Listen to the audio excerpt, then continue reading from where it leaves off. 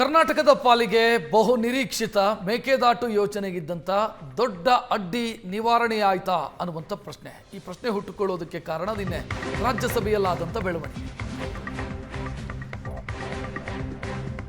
ರಾಜ್ಯಸಭೆಯಲ್ಲಿ ಕೇಂದ್ರ ಸರ್ಕಾರ ಒಂದು ಉತ್ತರವನ್ನು ಕೊಟ್ಟಿದೆ. ತಮಿಳುನಾಡಿನ ಒಪ್ಪಿಗೆ ಪಡಿಬೇಕಾದಂಥ ಅಗತ್ಯ ಇಲ್ಲ. ರಾಜ್ಯ ಸರ್ಕಾರ ತಮಿಳುನಾಡು ಅಂತಲ್ಲ, ಪುದುಚೇರಿ, ಕೇರಳ ಯಾವ ಸರ್ಕಾರದ ಒಪ್ಪಿಗೆಯನ್ನು ಕೂಡ ಪಡೆಯಬೇಕಾದಂಥ ಅಗತ್ಯ ಇಲ್ಲ. ಕರ್ನಾಟಕ ತನ್ನ ವ್ಯಾಪ್ತಿಯಲ್ಲಿ ಮಾಡುವಂಥ ಕಾಮಗಾರಿಗೆ ಲಿಖಿತ ಉತ್ತರವನ್ನು ಕೇಂದ್ರ ಸರ್ಕಾರ ರಾಜ್ಯಸಭೆಯಲ್ಲಿ ಕೊಟ್ಟಿದೆ. ಅದರ ಅರ್ಥ ಮೇಕೆದಾಟು ಯೋಜನೆಗೆ ಗ್ರೀನ್ ಸಿಗ್ನಲ್ ಕೊಟ್ಟಂಗೆ. ನದಿ ಪಾತ್ರದ ತಮಿಳುನಾಡು, ಪುದುಚೇರಿ ಮತ್ತು ಕೇರಳ ಈ ಮೂರು ರಾಜ್ಯದ ಒಪ್ಪಿಗೆಯ ಅಗತ್ಯ ಇಲ್ಲ.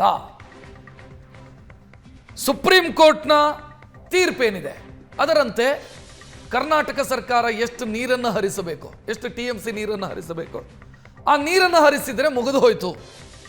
ಅದರ ಆಚೆಗೆ ಕರ್ನಾಟಕದ ವ್ಯಾಪ್ತಿಯಲ್ಲಿ ನಡೆಸುವಂಥ ಕಾಮಗಾರಿಗೆ ತಮಿಳುನಾಡಿನ ಒಪ್ಪಿಗೆ ಪಡಿಬೇಕಾದಂಥ ಅಗತ್ಯ ಇಲ್ಲ ಅನ್ನೋದನ್ನು ಕೇಂದ್ರ ಸರ್ಕಾರ ಸ್ಪಷ್ಟವಾಗಿ ಹೇಳಿದೆ.